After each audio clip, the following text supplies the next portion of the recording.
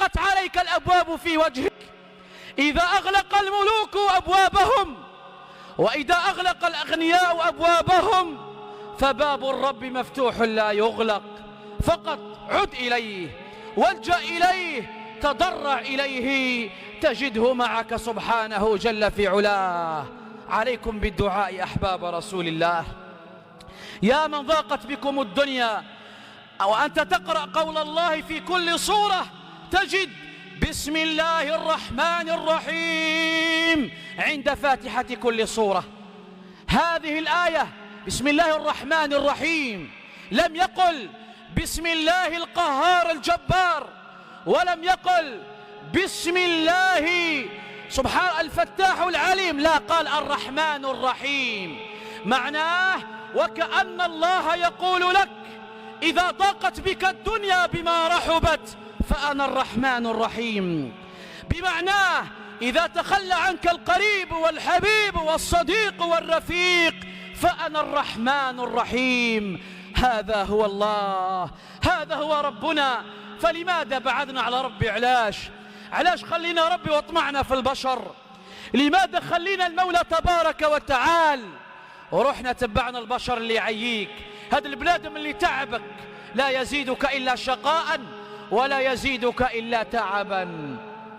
قد يتساءل الإنسان ويقول لك أنا أعيش ابتلاءات عجيبة، راني مغبون، راني مبتلى، ربي مسلط علي الهموم ومسلط علي المصائب.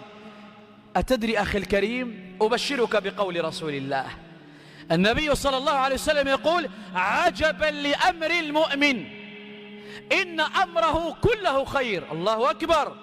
يا مؤمن، كل حاجة تصيبك إلا وفيها الخير.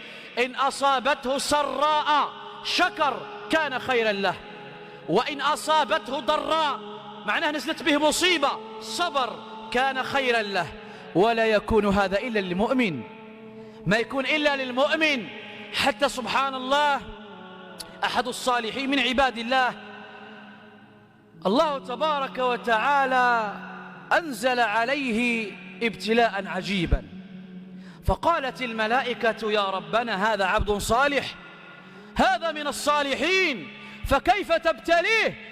علاش راك منزل هذا البلاء يا ربي؟ لماذا هذا الابتلاء يا الله؟ فقال رب العزة أحب أن أسمع صوته بالدعاء. مرات ربي ينزل عليك واحد الابتلاءات واحد المصايب، تعرف علاش؟ يبغي يسمعك تدعيه. خاطر مرات ننساو ربي، مرات كاع ما نذكروش. من اللي ينوض الإنسان هو الدنيا والمشاغل والأولاد والعمل والبروجيات والمال وكذا، لا حول ولا قوة إلا بالله، ما يذكرش حتى ربي عز وجل. فقال رب العزة أحب أن أسمع صوته. فكيف تقلق؟ علاش تتقلق أيها الإنسان؟ علاش رانا خايفين اليوم؟ علاش؟ الأمراض راهي تنزل بينا، تعرفوا علاش؟ هذا فيه القلب، هذا فيه السكر، هذا فيه كذا، الستريس والقلق اللي راه فينا. قاع الناس مستريسية، قاع الناس مقلقة، قاع الناس خايفة من الفقر، قاع الناس خايفين يفوتوها لي زافير. لا لا لا لا، راهو عندك ربي، عندك الله. لن تموت نفس حتى تستكمل رزقها وتستوفي أجلها. كما يقول الحكماء لا يقلق الذي له أب.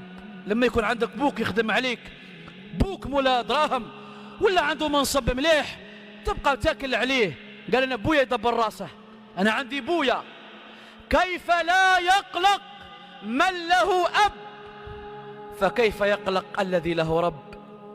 غير من يكون معك بوك تعيش ما شاء الله، يكون يصرف عليك ولا باس به، فكيف تتقلق وعندك ربي سبحانه عز وجل؟